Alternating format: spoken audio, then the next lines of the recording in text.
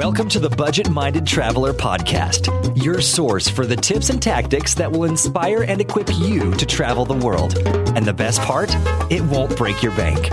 And now, the Budget-Minded Traveler herself and your host, Jackie IRL. We're so grateful to Osprey Packs for partnering with us and supporting the podcast, so please stay tuned for more about them later on.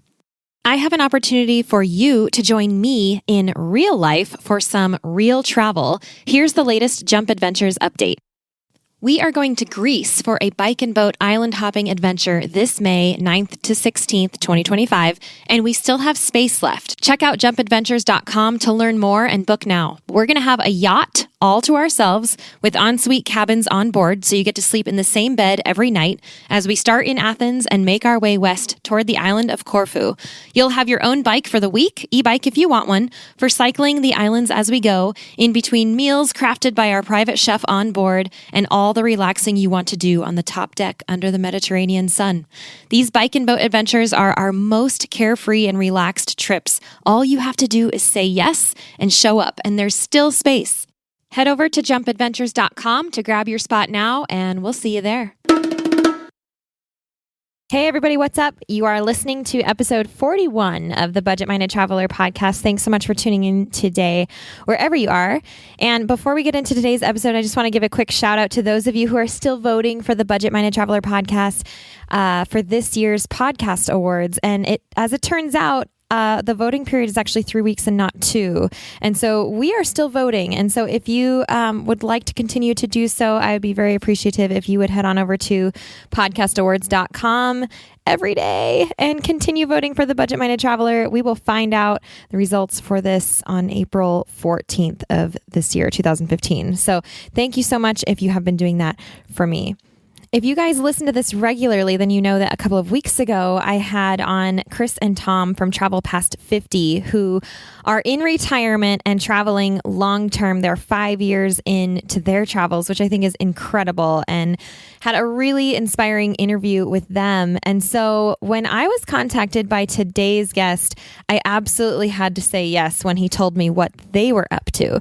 So today we have Evo Terra and Sheila D from the Opportunistic Travelers. And Evo actually contacted me because he saw my name on the podcast awards list, which he has an interesting connection with, which you're going to hear about in just a minute as well. But he and Sheila have left, they're in their 40s and they have left everything behind. They sold off all of their stuff and they decided that they're going to travel, and they've committed to traveling for 2015 at least. And we'll see kind of where they go from there. But basically they are here to share about how they decided to do it, what they did to make it happen, what their plans are, and how they're making it incredibly cheap, which is super cool. So let's get going with this interview and hope you guys enjoy.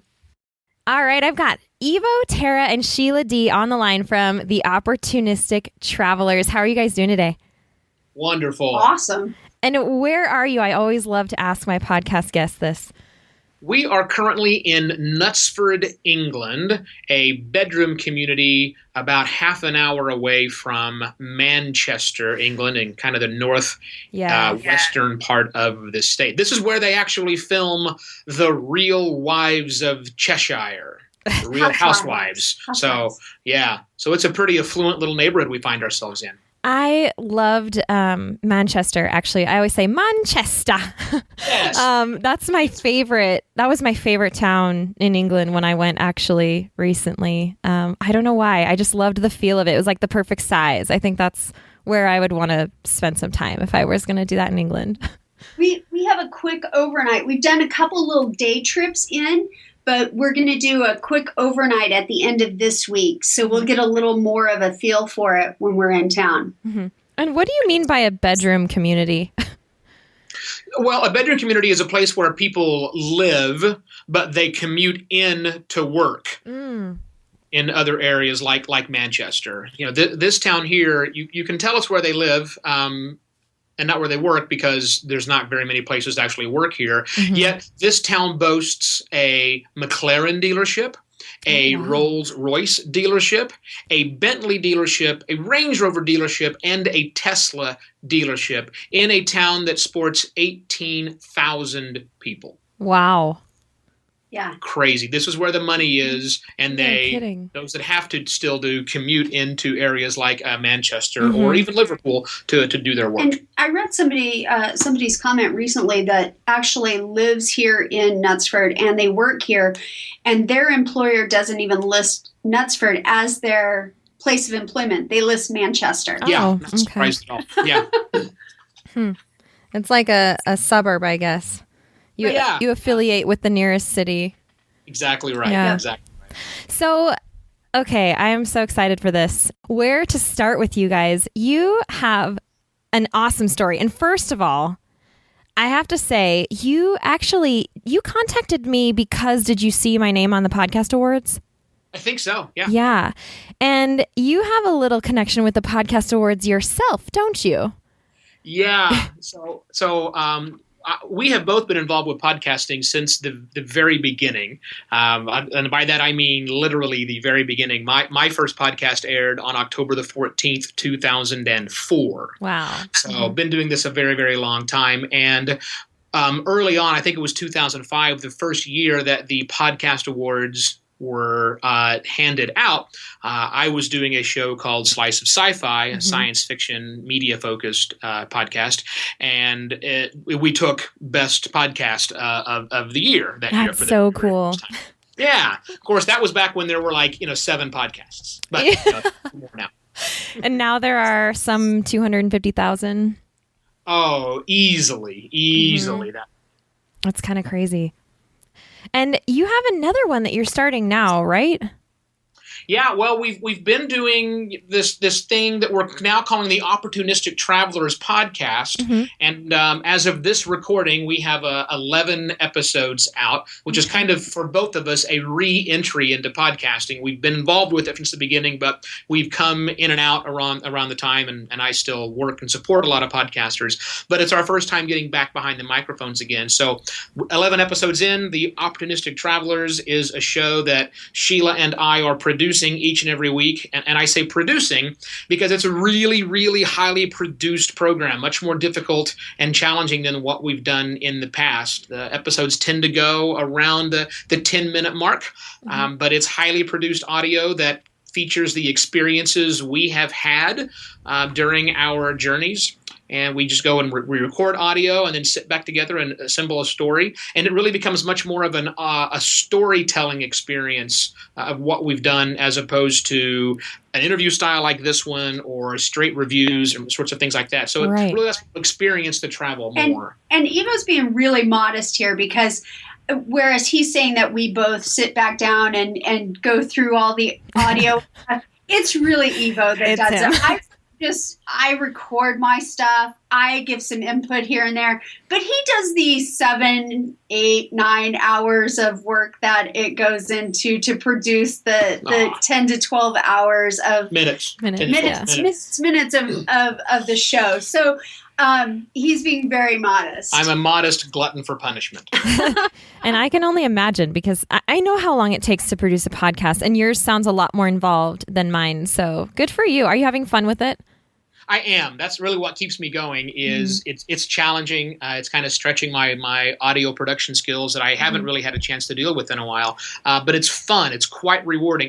I actually listen to the show several times as I'm assembling it, and then as soon as it's available for download, when I load it up to the servers, I double check to make sure that it comes down because I'm a good podcaster, and I listen again. Because I really enjoy it. It's that much fun for me, and it's exactly what I want it to be. That's awesome. And where can we find that podcast? Well, if you know how to search on the iTunes, it's under the Opportunistic Travelers. If you want to do it the old-fashioned way, you can just go to the website, which is shivo.wtf, and click on the link that says the Opportunistic Travelers podcast. And you can see the subscribe buttons, and you can see all 11 episodes and all the future episodes.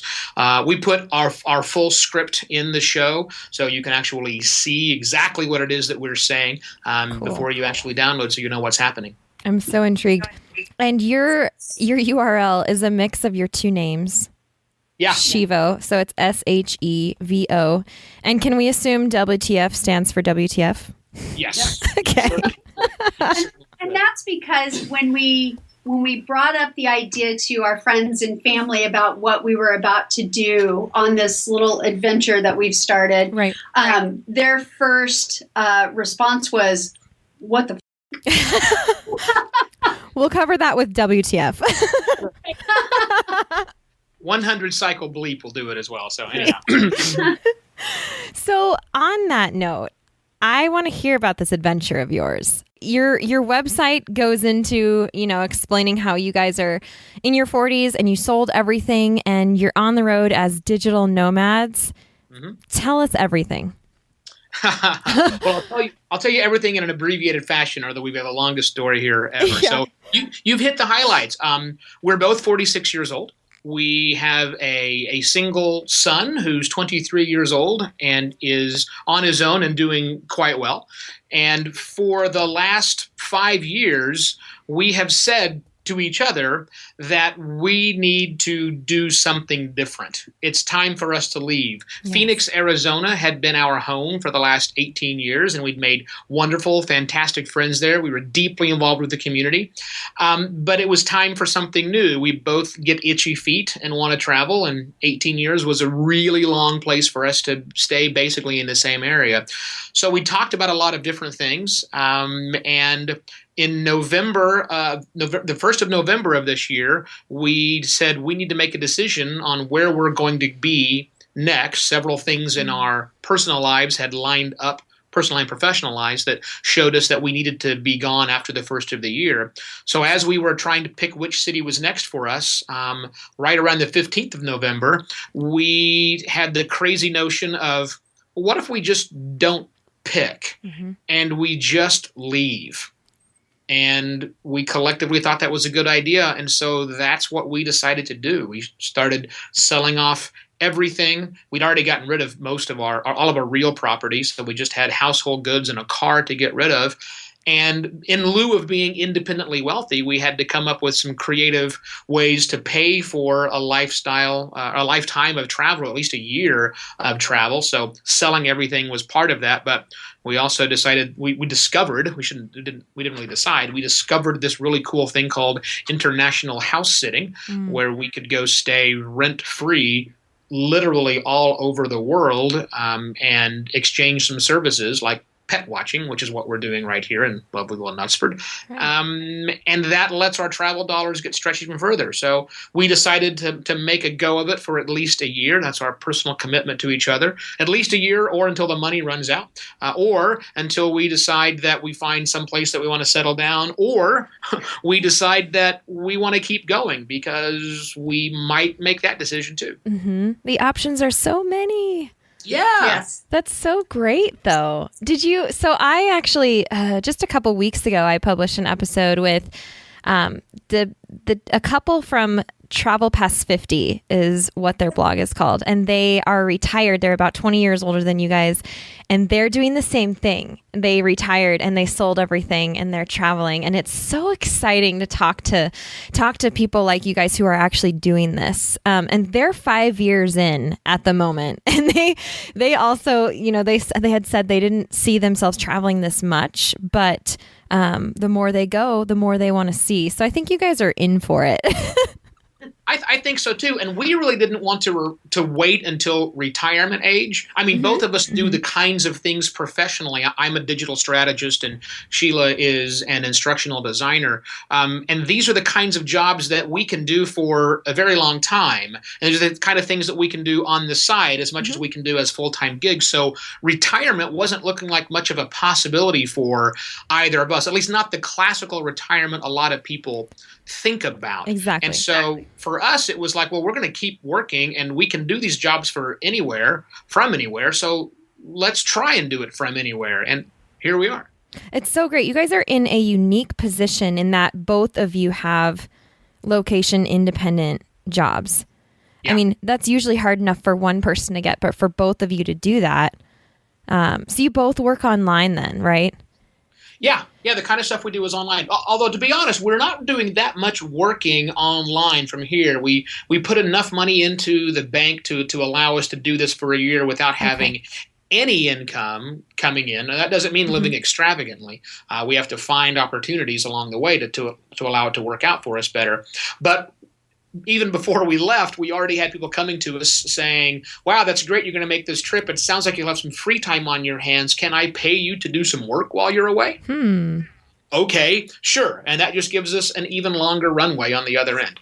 Absolutely. And that will probably lead into something that can be a little bit more sustainable for you at the end of the year when you decide to keep traveling. Exactly right. Yeah. Sounds like you're setting it up right at this point, which is awesome. So, have you traveled before this?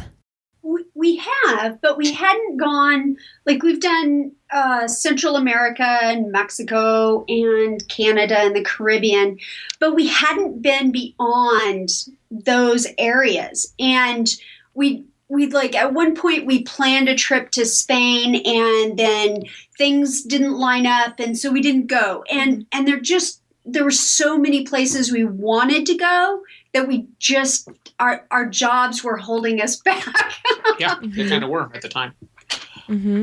I think that's the case for most people. So this was the point that you guys really, what was it that really just made you decide, this is it, let's go? I mean, was it something inside, like you said some things were lining up, but was there a driving force within you that was just saying, this is it, we have to make this happen now? It was kind of a mixture of various things that had happened. One of the businesses that I had been involved with was changing its nature pretty significantly, and my role was in question.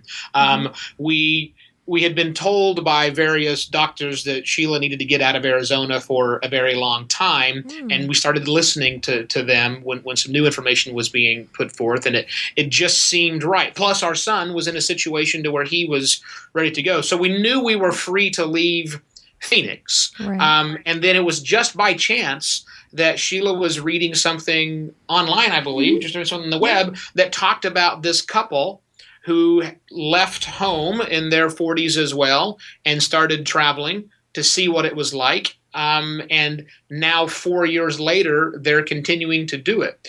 And we said, everything they're doing is something we can do if we just make the decision to do it. Shall we? And I started looking into a little bit more of that. And there were stories upon stories just like that, where couples left and 20 something years later they're still traveling. And so I'm like, you know what, I'm not tied to anything. We're not a materialistic couple. And so let's go. That's so awesome.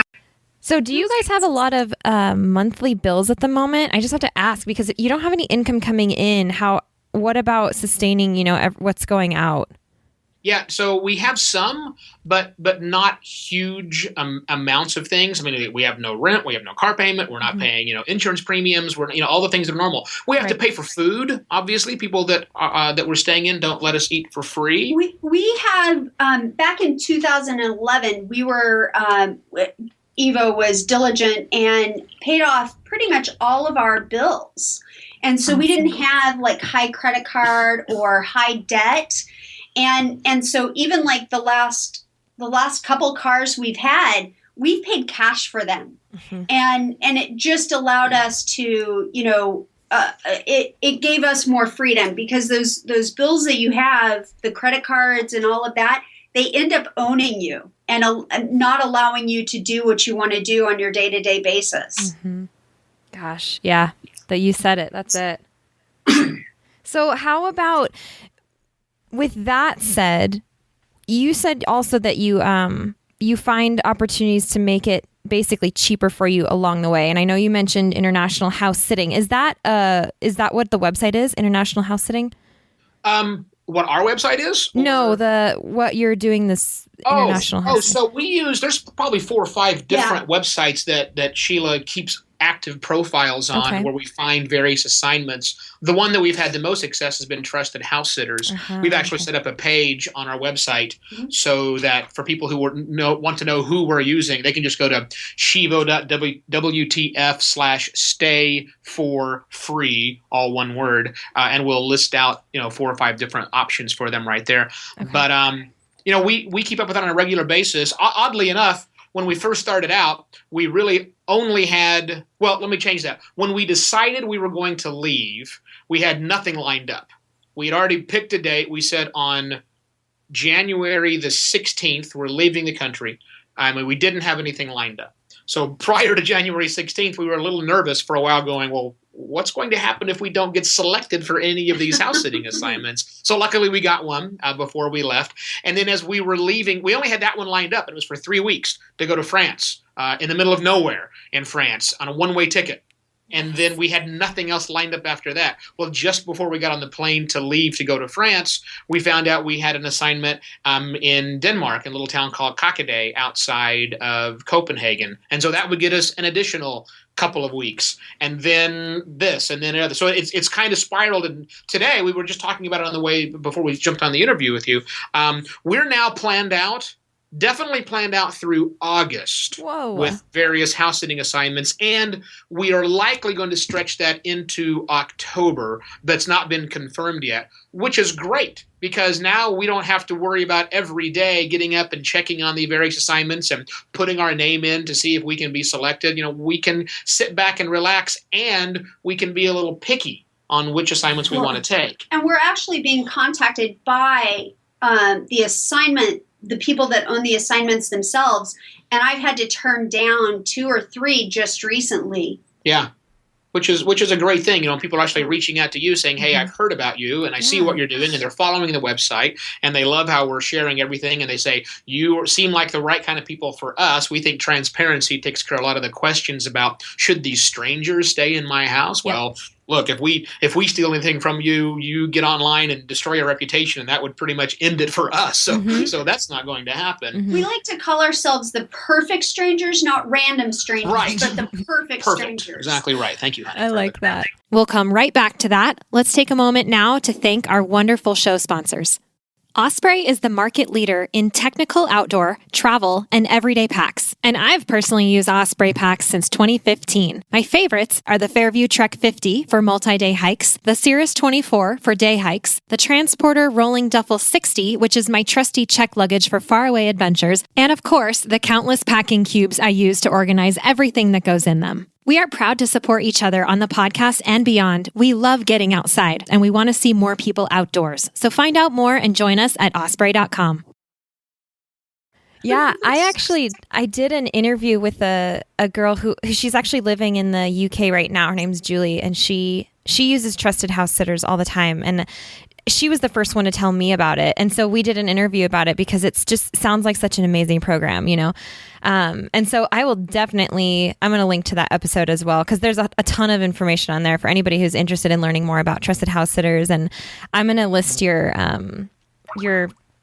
stay for free websites too, because that's super helpful. I can't believe it. So you are actually booked out through at least August right now. Does that mean that during that time, it's only March at the moment, you will not be paying for lodging that entire time? Almost, yes. Let me run it through real quickly so I can tell you what it is, Jackie. So we will have to spend. We leave here from Knutsford on Sunday of this week. We will spend one overnight in a hotel in Manchester. Mm-hmm. After that, this gets into the opportunistic part of that. Yeah. We have about a 3-day break before our next assignment, and another podcaster named Matthew Turndog, who lives in northern England, has invited us to come stay at his place for 3 days. Awesome. So then we go to Sheffield, where we're on assignment for a couple of weeks. Mm-hmm. And so that means rent-free there. We will do one overnight in London after that. And that's with the Airbnb. Oh, it's an Airbnb, yeah. So that we got that relatively cheaper than a lot of the hotels would be. And we're staying with a local, so we can get some ideas of where we should go see for our 24 hours in London, which probably isn't enough, but that's okay. We're going to come back. Yeah, you'll be back for sure. Oh, well, I certainly will. So it's part of our trip.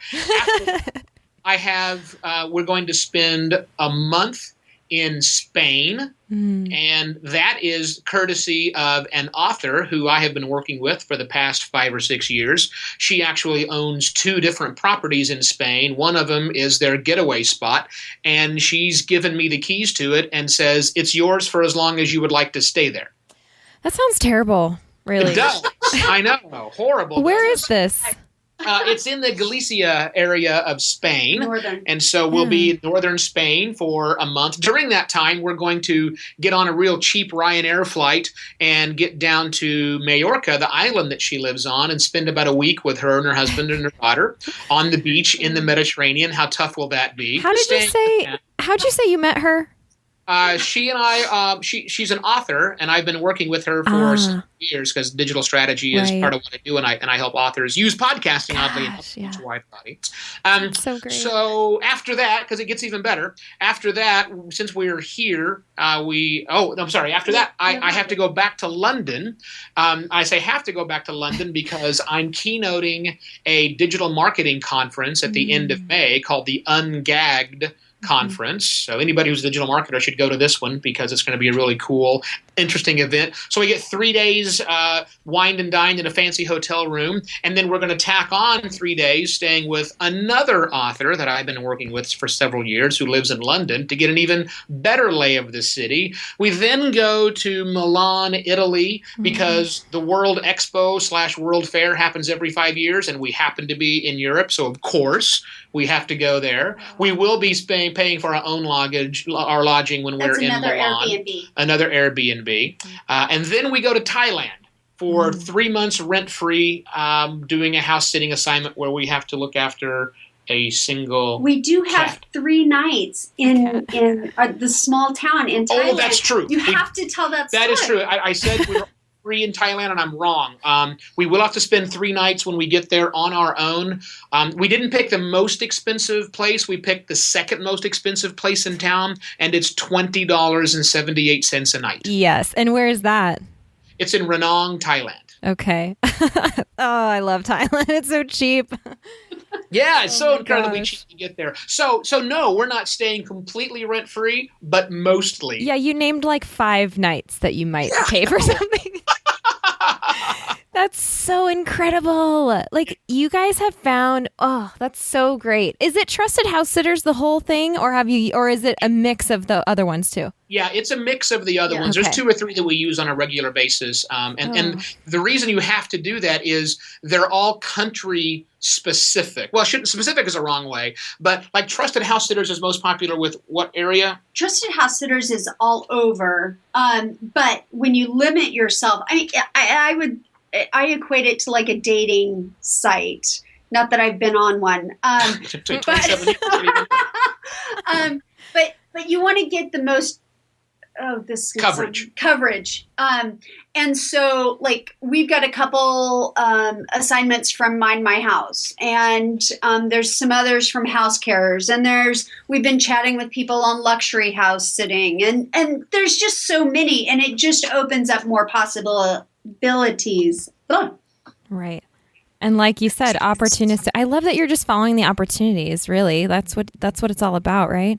Yeah, right now the biggest opportunity we have is to do these house sitting assignments, but I have been meeting people along the way. I mean, I can't turn my entrepreneur brain off. As much as I wanted to make 2015 a sabbatical from work, that really hasn't happened.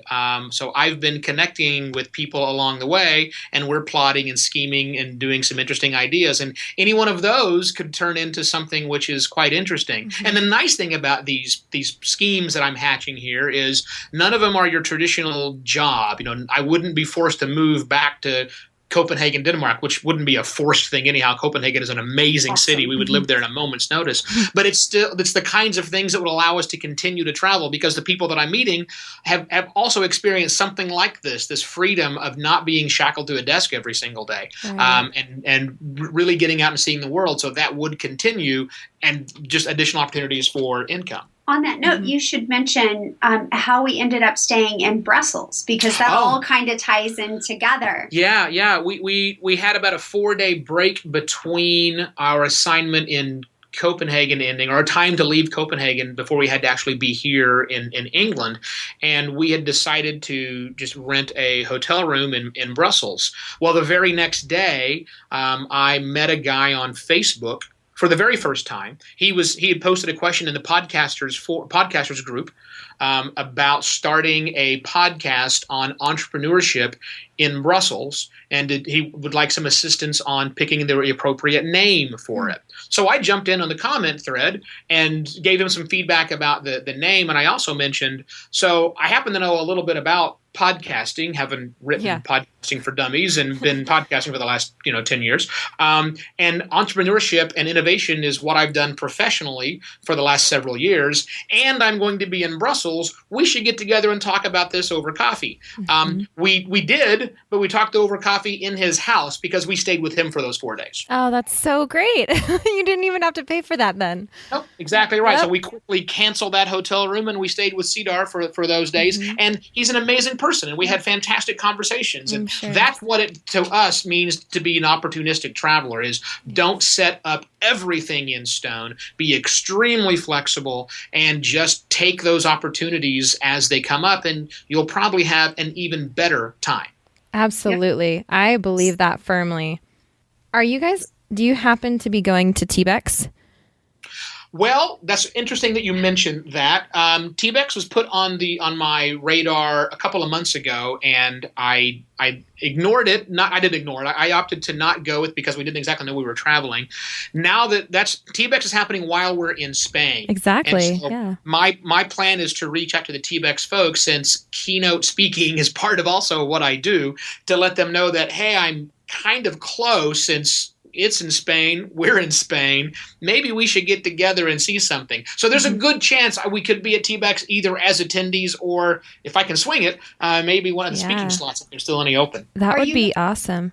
Are you going to go? I am. Yeah, I'll be there. So we'll have to keep in touch about that, because I would love to meet you guys in person if you're going to be there. I mean, that'd be great. Yeah, sure. I mean, that's the great thing about Spain. Trains go everywhere. And so we might as well just hop a train and get down there for a couple of days. Why not? Exactly. And if you do register, you're going to get a discount on those trains too. So yeah, a little insider tip for you. Sweet. Love it. Well, this has been great. I know you're full of advice. So what would you advise anyone considering? I mean, you guys are in a unique spot in that you're in your 40s. You have not yet retired, and yet you're leaving everything behind to pursue this lifestyle that's going to be adapted to basically your passion and your, opportunities and all of that. What would you recommend or advise to anyone else considering doing the same thing? Or perhaps if they haven't traveled before and they're thinking about it, what does that kind of travel mean to you? What has it done for you? So I think for me, when, you're exactly right, Jackie. This lifestyle is kind of strange. It takes a certain person who's willing to be able to go with the flow. And that's really nerve-wracking for a lot of people, especially those people who've not traveled all that extensively or only speak a single language. Well, guess what? We only speak a single language, other than the fact that I speak Jive, which is a different thing altogether. You have to stop saying No, that. I make that joke all the time. Always. Sorry. Stop. But the thing I would tell people, the advice is that it's a lot less scary than you think to try and live like a local. Everywhere we've been to France, we've been to Denmark, we've been to Sweden, we've been to Belgium, and now we're into England. We could take pictures of the places we're staying at, and they look exactly like the places you have back home. Mm-hmm. It's not really all that different. We're not backpacking the Himalayas. We're not tenting in the middle of the Sahara. We're staying in suburban or in someplace rural settings where the people behave just like you. Mm-hmm. And it's a lot easier to get around than you would imagine. So my first piece of advice is don't be afraid that you're not going to find something that's going to work out for you. It's probably going to work anywhere. And my advice is jump. Just do it. Change is hard for people, and you never know what you're going to find out about yourself as you're traveling. So I I think it's a great learning opportunity, and I just say do it.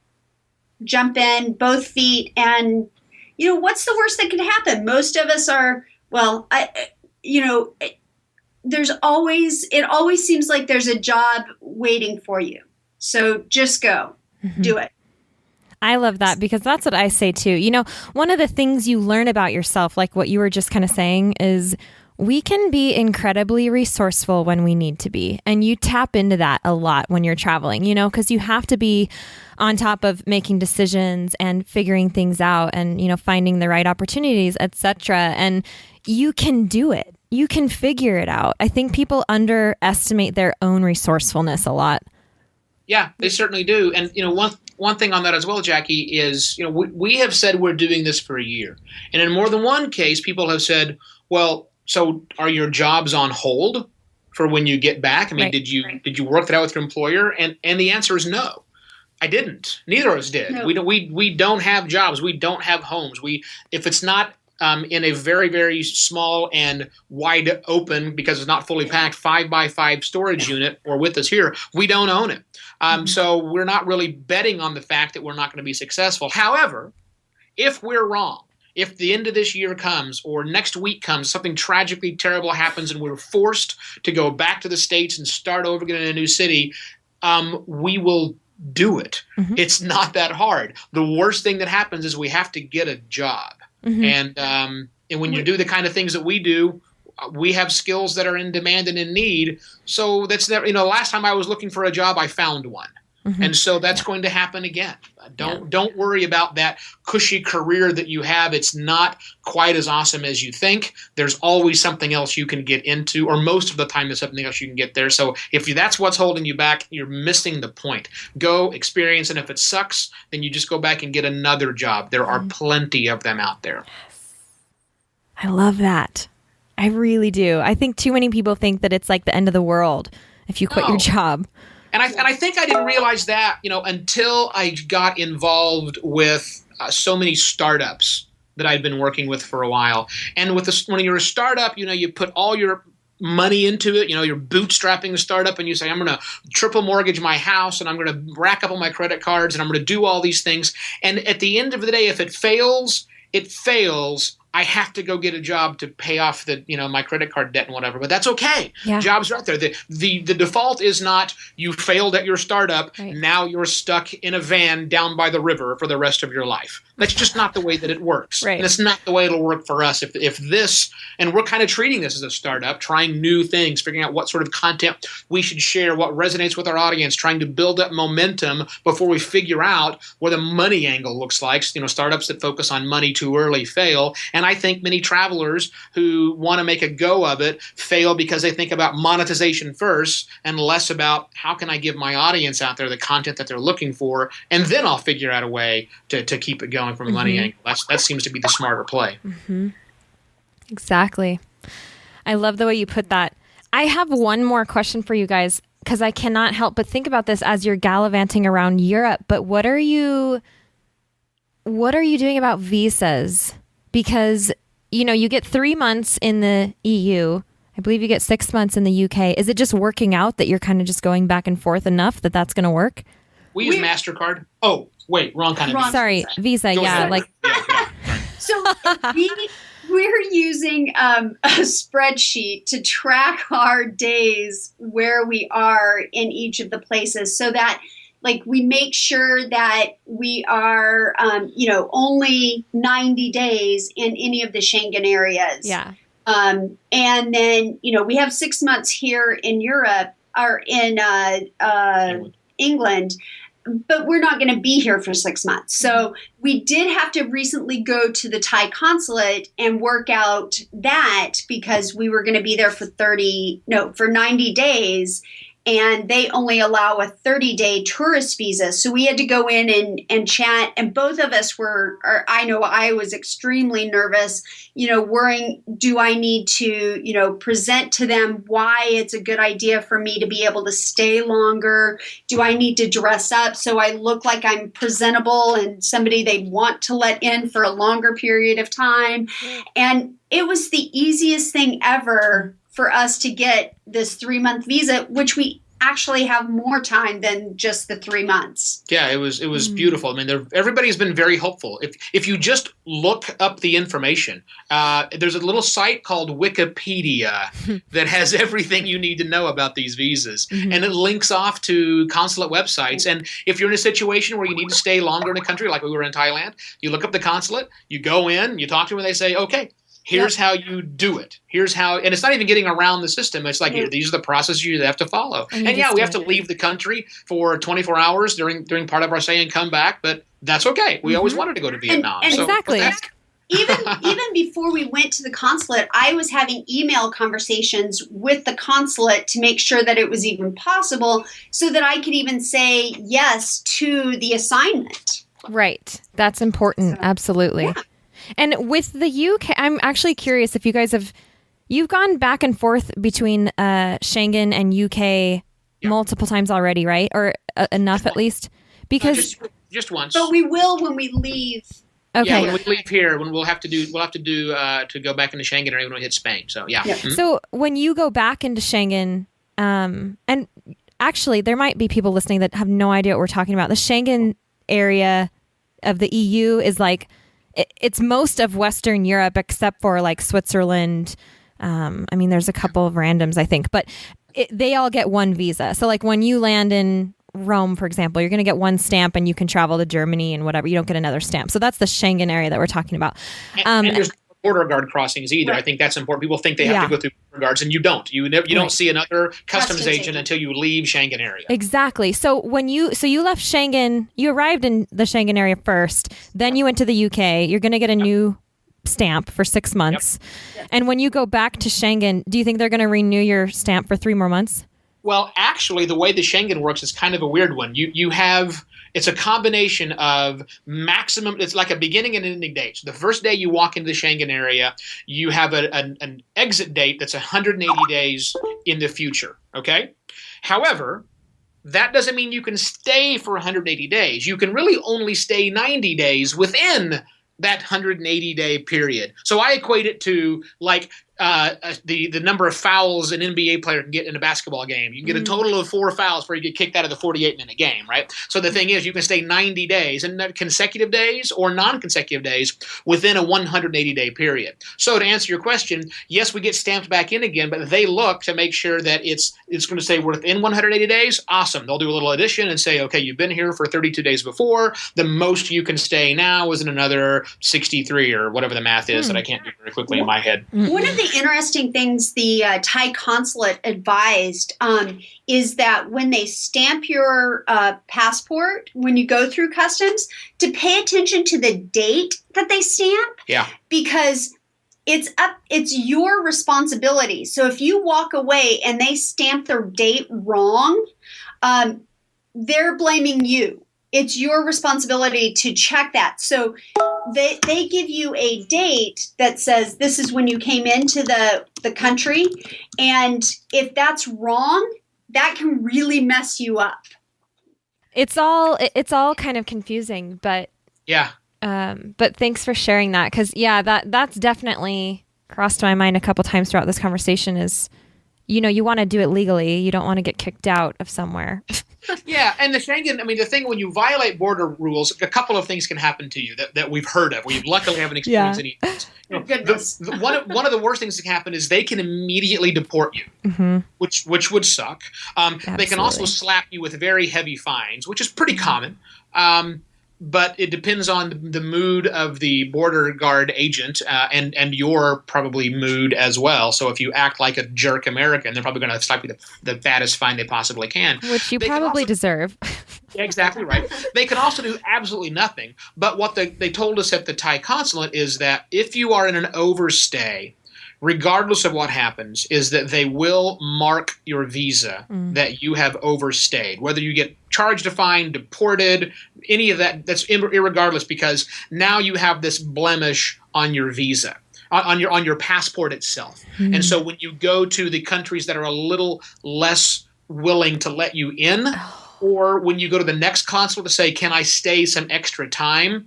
You've already been a bad traveler. Oof, and so you're likely, it's what I call woofy, or it's what people would call your credit rating. You're really impacting your credit rating for travel negatively. And we never, ever want to do that. Yikes. Yeah. That's almost happened to me a couple of times. I won't go into that, but I always kind of wanted to know what would have happened if it had gone bad. Yeah, that's something that I want to know in a parallel universe, not this one. Yeah, right. Exactly. Like you want to hear that story from someone else, not your own. Yeah, exactly right. Yeah. We already have people living vicariously through us. They are not to experience that vicariously through us. No. Yeah. Well, great. Gosh. Thank you so much for sharing all of this. So where can we mentioned this at the beginning of the episode, but let's mention it again. What is your website? Where can people find you if they want to listen to your podcast or, learn more about you guys? Where should they go? Yeah, go to shevo.wtf. You'll find a link to the podcast. We also put together, obviously we're blogging every single day, but Sheila's a photographer, and so we have great photo spreads that are taking place in there. We've been putting together these really cool things that are called city guides after we leave an area, which is less about top 10 things to do in Rome and more about here is a collection of all of the things that we did. So blog posts, videos recorded, podcast actually recorded and released over there, even newsletters and various things, plus the people we met along the way, the places we ate, so that you can quickly go to here's all the things that Shevo did while they were in Copenhagen. Now I want to go try and experience the same thing. And even if they're not going to go to Copenhagen, they can at least kind of one in fell swoop, as opposed to trying to do it in real time. They can see quickly, here's the bars we drank at, here are the coffee shops we attended, and here's the great things that happened in there. You drank at bars? Yeah. Oh, okay. A little bit of that. So all of that stuff's available at shevo.wtf. That's the home for all of the things that we do here as part of the Shevo Studios Big World Tour. Awesome. That's so great. Well, you guys definitely check them out at shevo.wtf. And thank you guys so much for coming on. It's been wonderful. And I wish you guys the best in all of your travels. Thank you very much, Jackie, and good luck on your nomination for the Podcast Award. I hope all of your listeners remember to go vote for you every stinking day. I know, right? Thank you so much. Yeah. You're welcome. All right, and I hope to see you guys in Spain. You never know. I think so. Yeah. I think so. All right. Well, thank you. Thank you so much. Have a great day, guys. Bye, Jackie. All right, I hope you guys enjoyed that interview with Evo Terra and Sheila D. Don't forget to check out their website at Shevo, shevo.wtf. And in case you're going to forget any of the things that we mentioned in this episode today, I have all the links to everything on the show notes page, which you're going to be able to find at thebudgetmindedtraveler.com/41. So check that out. And please remember, if you are voting for the Budget Minded Traveler podcast, you can still do so at podcastawards.com under the travel category. I am so grateful for any of those votes that I can get. So thank you guys so much. Have a great day, and I'll see you next time.